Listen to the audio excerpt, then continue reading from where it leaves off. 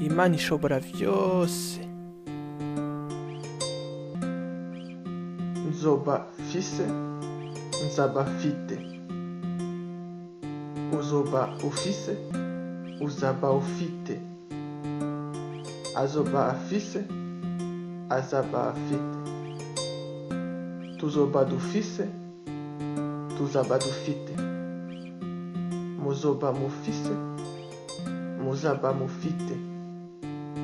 Bazoba bafise, bazaba bafite. Négatif. Sinzoba fise, sinzaba mfite. Tuzoba ufise, tuzaba ufite. Tazoba afise, tazaba afite. Tituzoba dufise, tituzaba dufite. Timuzoba mufise, timuzaba mufite. Tibazoba bafise, tibazaba bafite. Let's go further with some exercise. Pour aller plus loin, réalise ces exercices.